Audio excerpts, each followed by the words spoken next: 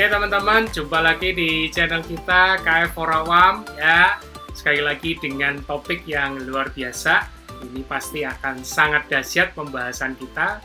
Teman-teman pastikan menyimak ya dari awal sampai akhir karena ini sering yang juga ditanyakan oleh banyak newbie ya.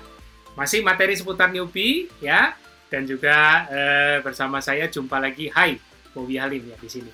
Terima kasih teman-teman ya untuk support dan dukungannya yang sudah subscribe dan juga membunyikan lonceng sehingga teman-teman yang menanti-nantikan video-video dari kami akan selalu dapat notifikasi terbaru ya.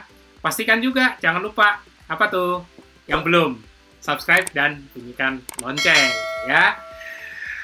Oke teman-teman, kita langsung mulai. Topik ini sungguh luar biasa, berbicara tentang kalori ya, kalori di ketofastosis. Yuk kita langsung mulai ya. Di protokol ketofastosis kita tahu rasio kalori ada tercantum di situ, di mana fatnya 75, carbnya 5%, dan protein 20% ya. Mungkin kalau saya salah mohon dikoreksi ya kan, tapi harusnya ini benar karena memang tinggi lemak ya. Mungkin ada juga yang pakai 80%, carbnya 5%, berarti proteinnya 15% ya. Ada juga yang pakai seperti itu ya, kalau beberapa rujukan. Tapi kalau nggak salah di protokol aku seperti ini kalau nggak salah ya. Oke, nggak apa-apa. Anyway, yang kita mau pahami adalah bukan angka akuratnya, tapi memahami apa makna dibalik rasio protokol ini, rasio kalori di protokol ini. Kalau kita bicara kalori, biasanya umum ini memang di diet manapun, ya kan? Makanya ilustrasi ini umum ditemui, ya.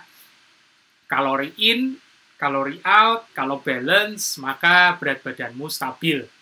Tapi kalau kalori in lebih berat dibanding yang out, maka kamu akan mengalami penambahan berat badan, ya.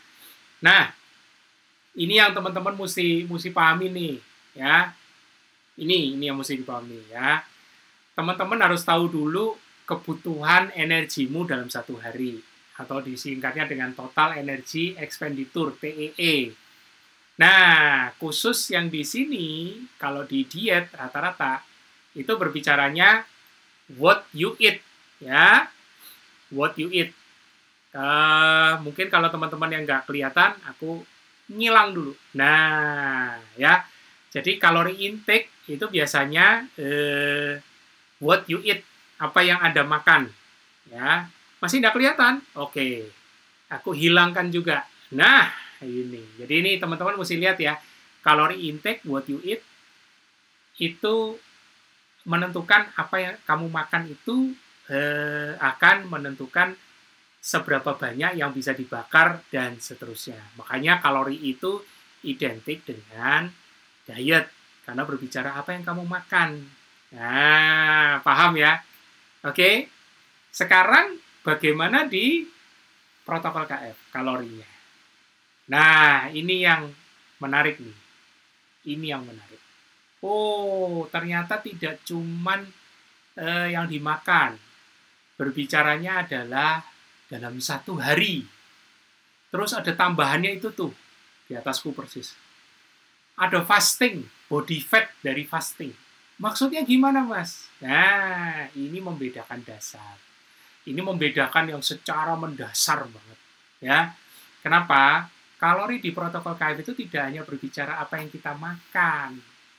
Jadi kalau di rasio, di protokol KF ada rasio 75 banding 20 banding 5.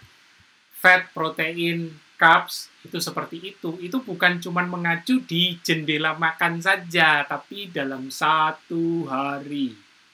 Nih, lihat angka kotak merah. The whole day.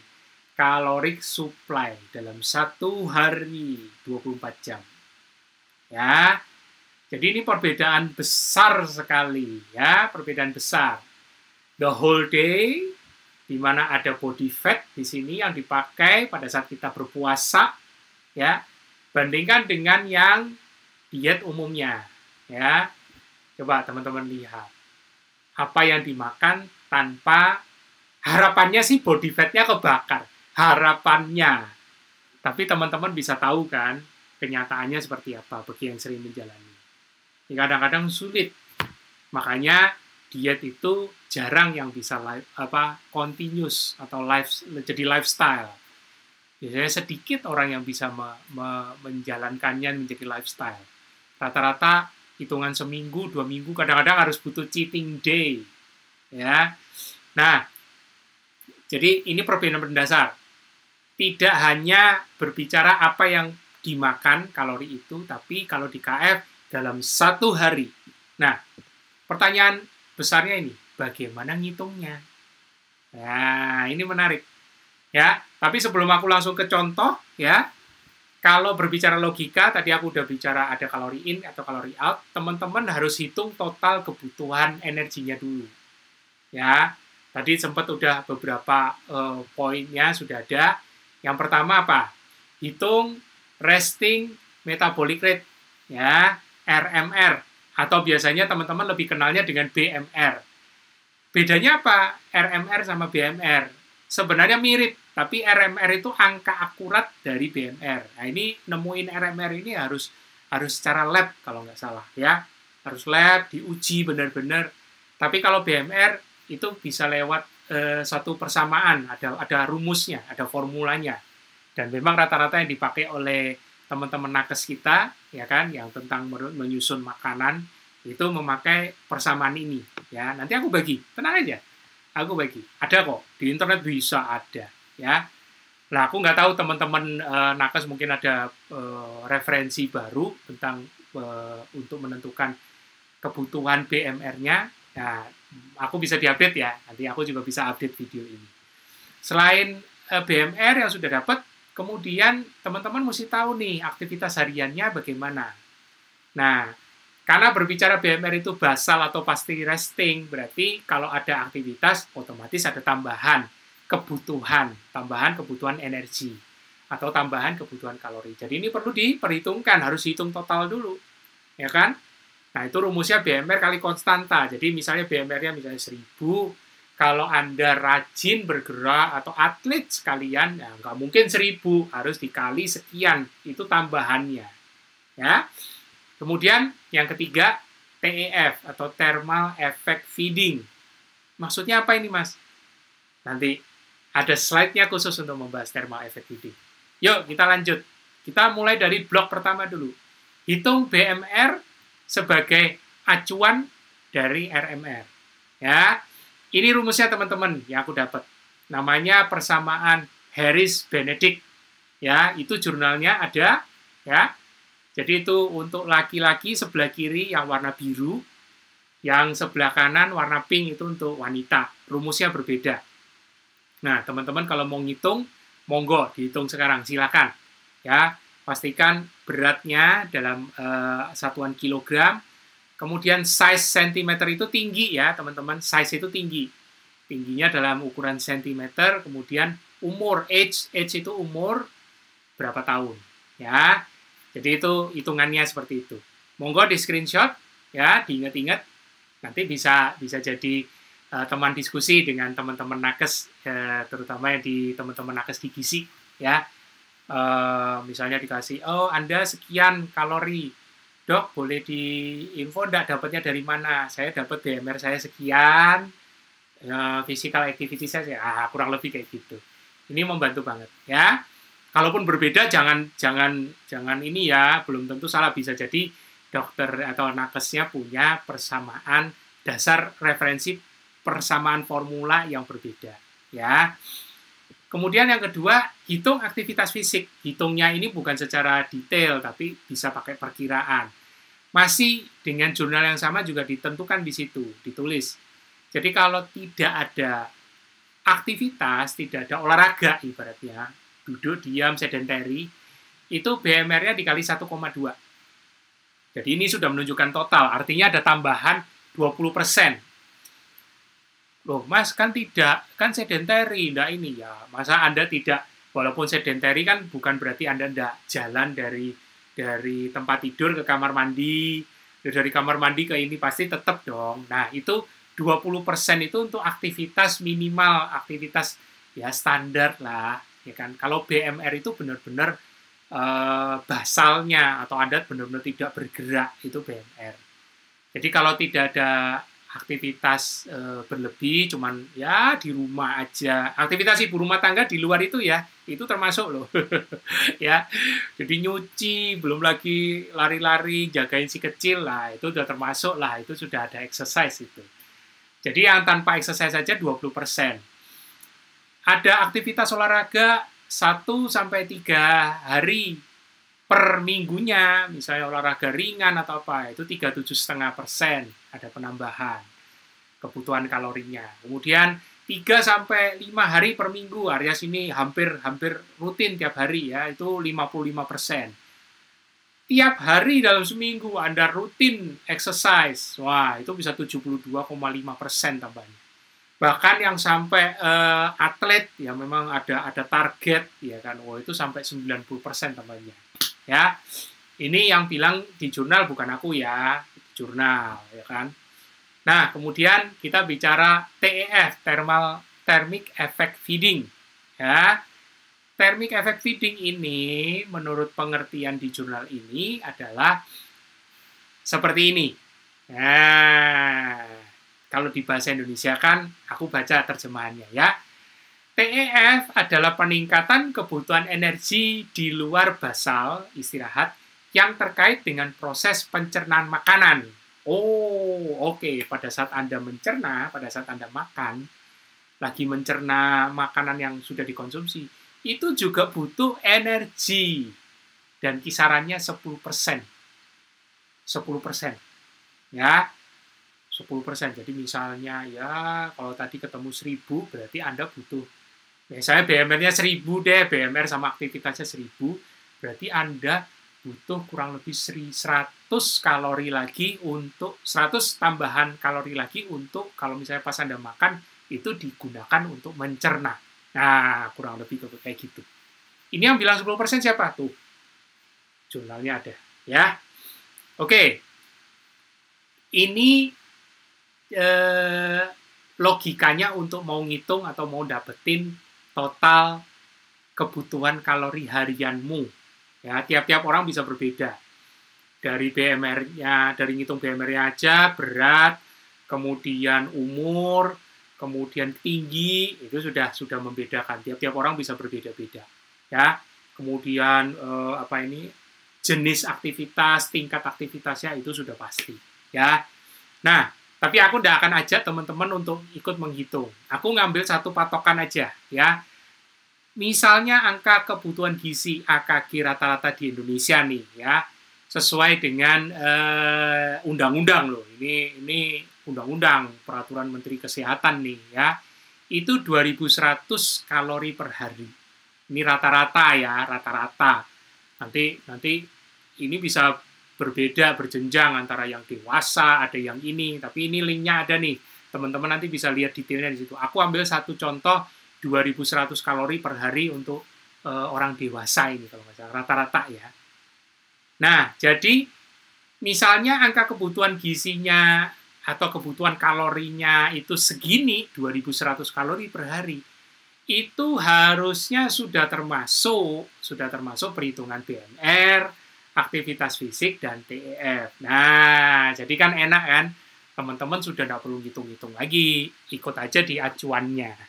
Ya, hitung-hitung di acuannya. Nah, kita sudah dapat nih total kebutuhan kalorinya berdasarkan referensi ini. Ya, Mas, tapi tidak akurat, belum tentu saya segitu. Ya, oke, tidak apa-apa. Terima dulu. Nanti aku mau tunjukin kenapa rasio kalori di protokol KF itu perlu dipahami tidak hanya sekedar dari makanan, ya. Yuk kita langsung masuk nih. Kita langsung masuk ke slide berikut, ya. Contoh hitung gram makronutrisi di KF. Kenapa ini perlu dijabarkan? Karena rata-rata itu masih, kalau terkait kalori di KF itu rata-rata nanti asosiasinya gini. Oh, KF itu tinggi lemak, lihat tuh yang dimakan, banyak lemaknya, ya kan? Wah, itu ini diet yang nggak sehat, nggak seimbang segala macam, nanti jadi malnutris, Ya, kayak gitu ya. Nanti jadi kurang gizi. Nah, ya. Oke, aku ambil patokan parameter ini ya. Caloric supply the whole day ya, di mana sudah ada body fat. Kita sudah dapat AKG 2100. Ya, tadi ya. Kita ambil contoh ini patokan. Nanti kalau merasa, "Wah, kurang, Mas. Aku sih aktivitasnya tinggi banget, nggak mungkin aku cuma 2100." Ya sudah, terima dulu, lihat dulu ini slide-nya. Nanti Mas tinggal ikutin, atau Mas atau Mbak ikutin. Oh, kalau AKG ku 3000, ikutin jalurnya, nanti akan ketemu. Ya.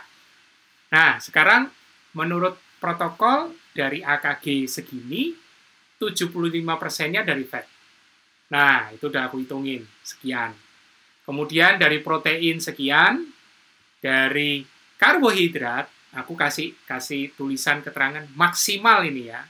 Karena ini pilihan loh. Anda mau memenuhi carb-nya sampai sesuai 5% ya boleh aja, tapi ini pilihan. Kalau aku sih enggak. Aku cukup dari ini. Ini kan kayak tuning aja, ya kan? Karena kita tahu karbohidrat itu tidak esensial. Glukosa penting, ya. Oke, hitung-hitungannya dicek ya, betul ya. Nanti kalau dikoreksi, kalau ada salah, tolong dikoreksi aku di kolom komentar, ya. Kemudian nih, kita mulai dari fase pertama, fase induksi, di mana kita sudah melakukan pola puasa IF 16 jam. Nah, pertanyaannya, pada saat puasa kita masih beraktivitas kan? Iya, Mas. Nah, beraktivitas itu butuh energi nggak? Butuh kalori nggak? Butuh. Pasti dong butuh. Dapat dari mana? Kan lagi nggak makan, fasting. Ini dapatnya. Kalorinya dari cadangan body fat saat fasting. Body fat kita. Makanya aku bilang di sini, nih, ada body fat. Kelihatan ya? Nah, body fat saat fasting. Tidak cuma dilihat apa yang dimakan. Oke? Paham ya? Nah, porsi fatnya berapa banyak dipakai? Kita pakai perhitungan sederhana. Karena Anda puasa 16 jam, ya kan? Oke, dibagi 16 jam dibagi dalam satu hari, 24 jam. Itu kurang lebih 2/3. Ya, 2/3-nya. 2/3 dari porsi kalori yang harus dipenuhi dari fat, itu sudah dipenuhi dari fasting, yaitu 16/24, 2/3-nya. Berarti 2/3 dari 1575 kalori, yang tadi sudah kita hitung, kurang lebih 1000 kalori sudah dipenuhi ternyata. Sudah dipenuhi dari body fat kita sendiri. Nih, dari body fat kita, dari ini, ya, pipi, paha, pinggang, perut, ya itu sudah dipenuhi, sudah dibakar, ya kan? Coba cek ke teman-teman yang sudah jalanin KF. Kalau rata-rata lagi puasa malah banyak aktivitasnya, ya. Jadi 1000 sudah 2/3-nya sudah dipenuhi. Nah, berarti ini di pola puasanya ya, di jam puasanya. Sekarang saat refill 8 jam. Kan fase induksi itu 16/8. 8 jam. Sudah terpenuhi dari body fat-nya 2/3. Berarti sisanya dari fat-nya tinggal 1/3 lagi kan? Nah, 1575 dikurangi 1050. Oh, yang perlu dipenuhi dari makanan enggak 1500 lagi, cuma 500 saja. Dan itu setara dengan 1 gram lemak itu 9 kalori, berarti 525 kalori ini setara dengan 58 sekian. Protein, ya kan, tetap karena tidak disuplai tidak diambil dari otot loh ya. Kita mengurus itu, otot kita nggak kebuang. Jadi jangan berpikiran, ototmu makin. Cek ke teman-teman yang sudah jalanin ketofastosis, kalau nggak stamina-nya makin bagus, ya kan. Kalau ototnya hilang, emang masih bisa aktivitas, ya. Kemudian carb-nya, ini sekali lagi opsi, makanya aku kasih tulisan maksimal, ya. 26 gram, Mas, gede banget. Iya, opsi. Anda mau konsumsi sampai 26 gram. Kalau saya, daripada masukin karbohidrat, mending saya larikan ke protein. Kebanyakan protein nanti, Mas. Enggak. Simak videoku Kerja Keras Ginjal. Ya, yang membebani itu bukan kebanyakan protein. Ya. Jadi aku rangkum nih, ya. Aku rangkum. Porsi fat sudah dipenuhi, ya kan? 16/24 pada saat puasa. Ya. Kemudian pada saat makan, ya kan? Itu cuma mengasup lemak sekian gram, protein sekian gram, dan karbo sekian gram. Asumsi karbo itu hanya dari bumbu. Jadi kalau melihat komposisi seperti ini, benar enggak kalau aku bilang ketofastosis itu bukan diet tinggi lemak? Ya. Nah, perhitungan yang sama, kalau misalnya teman-teman AKG-nya lebih dari 2.000, 3.000 misalnya. Udah, hitung aja, lanjut. Lihat, kebutuhan protein yang harus diasup jauh lebih tinggi. Ya, itu fakta loh. Ini hitung-hitungan, aku nggak bohong. Ya, kalau hitung-hitunganku salah, tulis di kolom komentar. Ya, tapi hitunganku sederhana dan berbasis logika aja, logika awam, ya, bukan logika yang harus dilibet. Ya, aku nggak perlu ngitung BMR menurut Haris Benedict. Aku ambil patokan dari peraturan di Indonesia sendiri, Kementerian Kesehatan sendiri, yang menyatakan rata-rata HKG di Indonesia 2.100 kalori. Ya, tapi dari sini aja perhitungannya sudah menunjukkan bahwa ketofastosis itu bukan diet tinggi lemak. Bukan harus lemak jor-joran banyak-banyak supaya memenuhi 75%. Tidak. Itu Anda salah. Ya. Jangan lupa, itu the whole day. Bukan cuman apa yang dimakan. Jangan lupakan body fatmu yang lagi digerus, yang lagi dibongkar. Mas, aku sudah kurus. Body fatku kan tidak banyak. Ya kan? Nanti makin lama makin kecil dong. Kayak gimana? Nah, ini di slide berikutnya yang aku mau kasih tahu. Ribet nggak ngitung kayak gini? Iya mas, ribet. Iya, kalau nggak banyak orang itu suka ngitung. Iya mas, saya nggak suka ngitung, gitu kan? Pusing. Ya, memang matematika bukan mata pelajaran favorit di mana-mana. Jadi caranya gimana dong, mas? Gampang. Manusia hidup itu dibekali Tuhan cuma 2. Kalau urusan tentang makanan, ya, percaya sama sinyal lapar, ya, dan yang kedua apa? Sinyal kenyang. Selesai, ya. Maksudnya apa, mas? Ya kalau lapar makan. Kan tadi nanyanya gini, mas, body fatku udah tipis, kan nggak mungkin digerus terus-menerus. Ya iya, pada saat kondisi kayak gitu, laparnya sering muncul nggak? Iya sih. Nah, terus kenapa nggak makan? Loh, tapi kan katanya harus perbanyak lemak, makanya aku minum VCO. Nah, bener nggak kayak gitu? Teman-teman jawab sendiri ya. Iya, mas, aku lapar, tapi aku bawa minum kopi, jadi hilang laparnya. Salah ya itu berarti. Jawab sendiri. Ya. Mas, kan masih puasa. Ya kan? Nanti ketosisnya batal. Maaf, yang dimakan pada saat refill, itu rendah karbohidrat bukan? Iya sih. Ya kalau rendah karbohidrat, kenapa takut ketosis keluar dari ketosis? Ayo, pahami lagi fisiologi ketosis itu apa. Ya. Loh mas, gula darahku kan masih di atas 80. Nanti gimana dong? Puasanya lebih pendek, nanti makin naik. Emang patokan ketosis sejak kapan dari angka gula darah puasa 80? Loh, kan patokannya supaya naik fase bukannya 80? Iya, betul. Sekarang aku tanya balik, kalau misalnya orang DM nih, ya kan, dulunya gula darahnya 300-400, minum obat. Begitu dia sudah jalanin KF, sudah lepas obat, gula darahnya 100 sih, 110, 120, tapi sudah lepas obat, dulunya 400.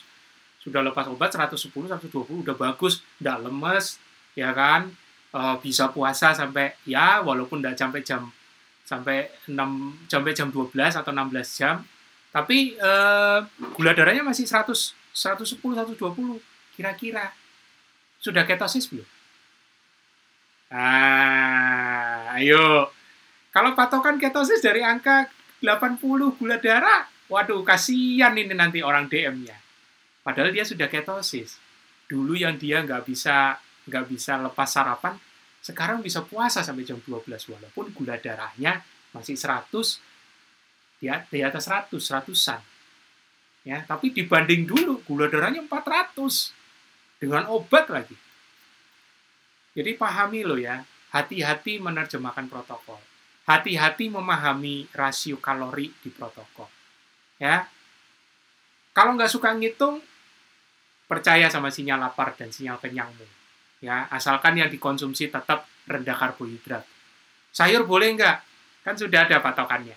Ya, sudah ada patokannya di protokol. Sayur apa yang boleh diminum?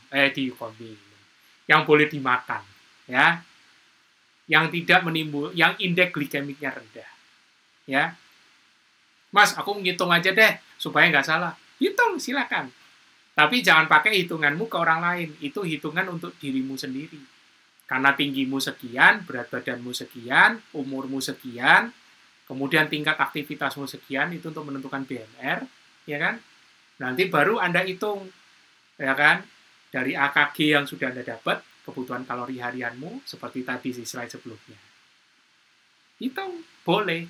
Tidak suka ngitung, percaya sama sinyal lapar, sinyal kenyang. Orang zaman dulu, belum tahu ilmu, patokannya ini.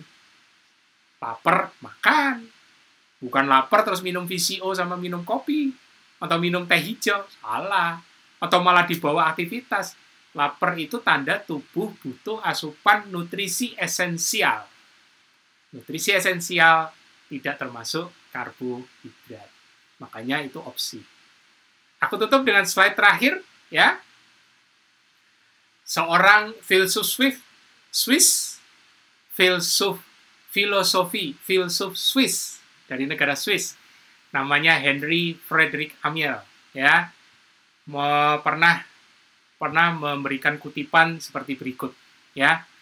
The man who insists on seeing with perfect clearness before he decides never decides. Atau terjemahannya sederhananya begini. Seseorang yang bersikeras harus melihat dan memahami sesuatu secara sempurna, secara utuh dan sempurna sebelum mengambil keputusan, justru nanti akhirnya tidak akan pernah memutuskan. Ya. Jadi saranku, teman-teman mau ngitung, mau memastikan boleh, tapi akan tetap ada faktor X. Akan selalu ada faktor X. Tuhan sudah bekali kita saat kita diciptakan dengan sinyal-sinyal built-in yang sudah sudah disediakan secara alami di tubuh kita. Salah satunya lapar dan kenyang.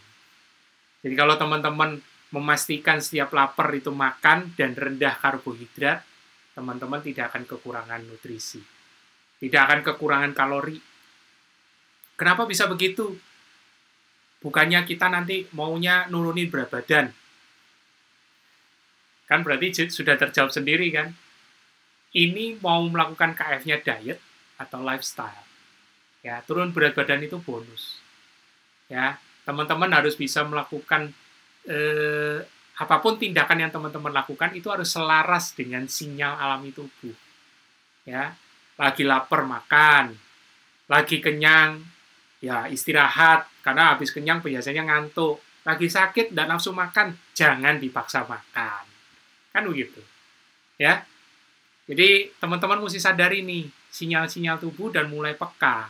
Karena kalau enggak, nanti teman-teman akan bingung. Tubuhnya akan memberi respon yang berbeda-beda terus.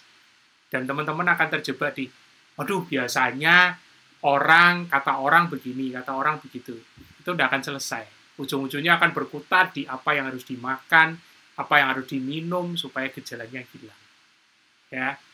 Jadi teman-teman pastikan sekali lagi, ya, jangan lupa untuk subscribe dan bunyikan lonceng. Teman-teman ya, kita akan jumpa lagi di topik berikutnya yang juga tidak akan kalah menariknya, ya.